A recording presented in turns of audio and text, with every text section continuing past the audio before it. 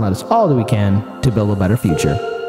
Let's talk about how a New York county passed a bill that made it illegal to effectively not like the police or to verbalize not liking those police or be sued for $50,000. Because remember, if a cop kills a family, well, sorry, we can't really do anything about it. They were scared. The kid had a squirt gun. He thought it was a real gun, so, you know, it had to work. But if you try and call that cop out for shooting that kid, that family, well...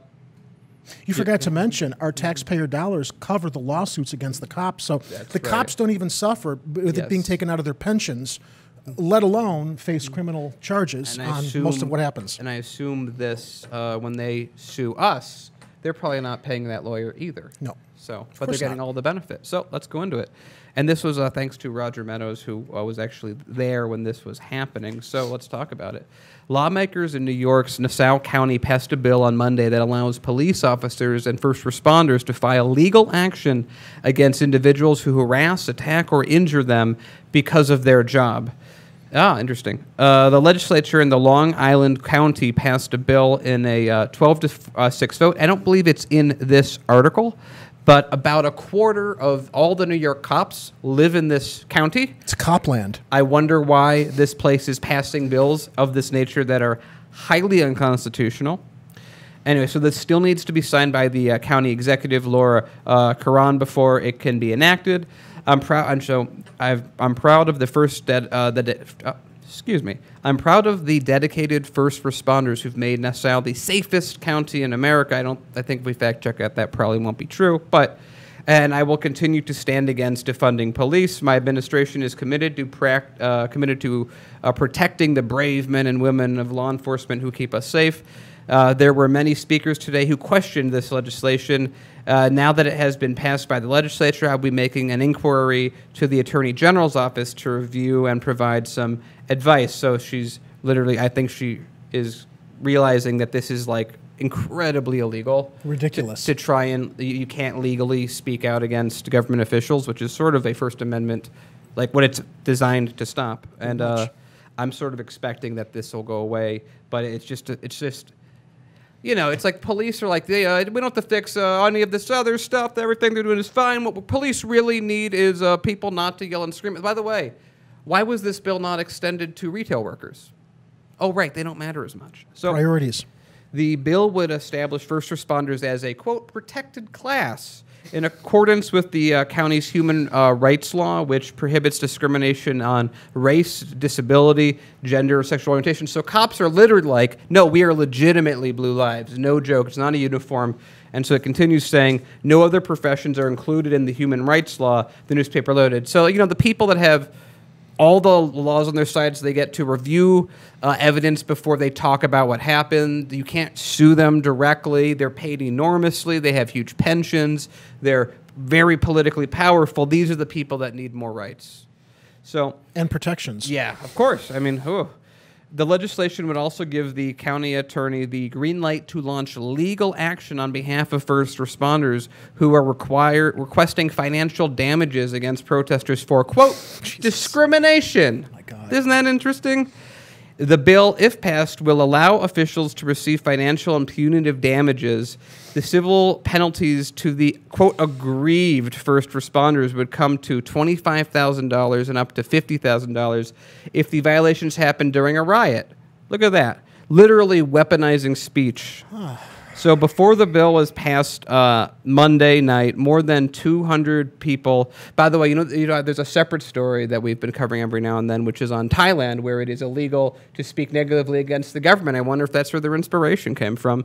So more than 200 people, including civil rights leaders, community activists, and members of law enforcement unions, gathered at the legislative chamber for a public meeting regarding the legislation, which lasted 8 hours. Supporters of the legislation said it provides extra provisions for officers in the face of, quote, destructive riots and laws. You know, like, actually, you know what? AOC may have been right. Adjectives, adverbs are all violence. Speech is violence. Speech is violence. Yeah. These guys are believing it. So destructive. So right, and that targets law enforcement officials in the aftermath of the death of George Floyd. So they're literally saying, "Hey, you know how we failed like categorically across the country at doing this job? Well, it's actually your fault, and we're going to collect payment." So those opposed say the bill is retaliation to the protests led by Black Lives Matter against police abuses. According to the newspaper, they said that they are concerned that the bill can subdue demonstrations. Yeah, can you imagine it's like they're just like videotaping. He says cops are bad. Go sue him. He has another one that says cops are bad. Sue him as well. What a joke. What snowflakes these people are. I mean, can you imagine any other situation where any other profession would even get this? Like, this is like Congress people don't even give themselves this because even they understand that there are some limits to how much power they can project. This is a zone of very zealous extremist cops that are using their political muscle to force a bill through that spits on the very notion of our Constitution. Has it passed by people who are, I guess, just puppets of those police officers spitting on the Constitution, and now it's going to someone who I think for the first time has, besides the activists who were trying to call this out, has enough of a brain to go, let me just check to see if we're committing a constitutional violation that will almost immediately be sued out of existence, because you can't do this. Stop being cowards. Stop being children. Police are given more protections than almost anyone else that exists. They're paid more than most regular people. Of all the most dangerous jobs in America, cops are not. Taxi cab drivers are under more day-to-day threat than cops are, statistically. And by the way, they're not even paid close to the amount of money that cops are. Cops are, they've gone too far, and they continue to go too far. And every now and then we'll read a little case or a story where somewhere, somehow, there's a good prosecutor like the one in Philadelphia who's doing the right things. Or maybe there's a cop who's actually seems to be a genuine reformer somewhere in Colorado. But then we go back to New York, and what happens? This. Well, you said a little while ago in the middle of that Congress hasn't enacted any kind of requests for this, and I would say yet, given on how speech is now violence if you disagree with our elected representatives. And look, everything that you shared in this article comes down to one thing: priorities, rules for thee, not for me. The attitude with the Blue Lives Matter.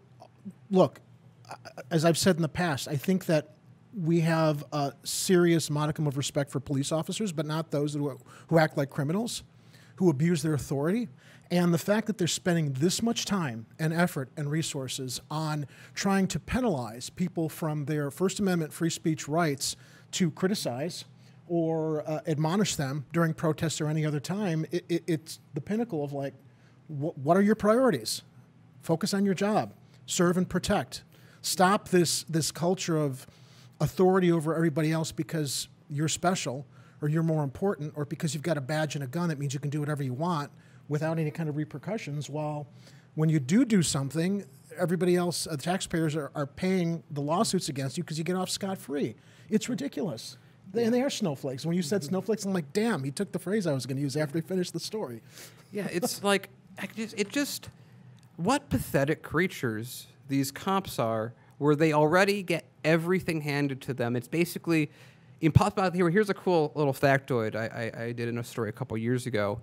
If you look at all the people that are in the National Gang Registry, which we know is overbloated in its own right anyway, if you look at the number of people that are there, and you look at the number of people that are killed from gang violence, then you look at police, which actually there's about 1/10 as many police as there are people in the gang database, and they kill about 1/10 as many people as the gangs, which means on a person-to-person basis, cops kill as many people per capita as gangs. Isn't that something that's very interesting? And these are the people, of course, that you can't say anything mean against. And this salty language, as we would refer to it, is in response to that kind of abuse. Look, law enforcement is a privilege.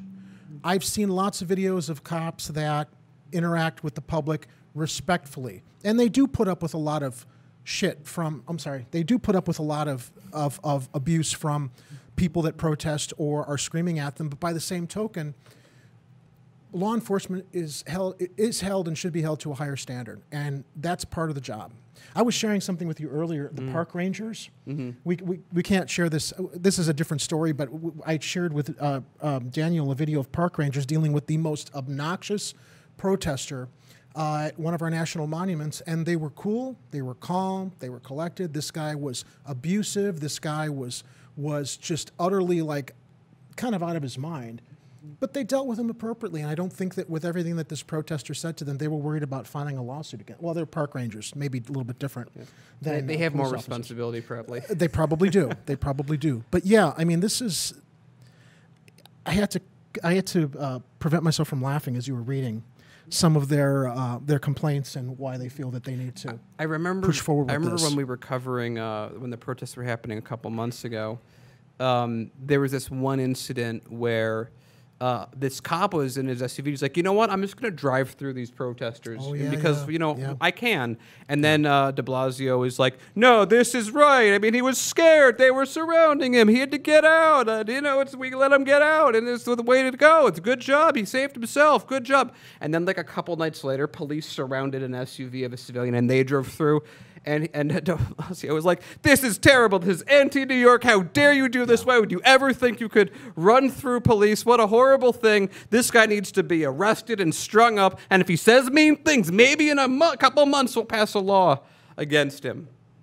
The hypocrisy of rules for thee and not for me exercised at our highest levels of law enforcement as well as what we see in Congress. I mean, it's separate, if but anything, same mentality. Call the cops out more. If they think that they can pass laws like this, they don't understand what country we're in. They should go back to Thailand where this makes more sense.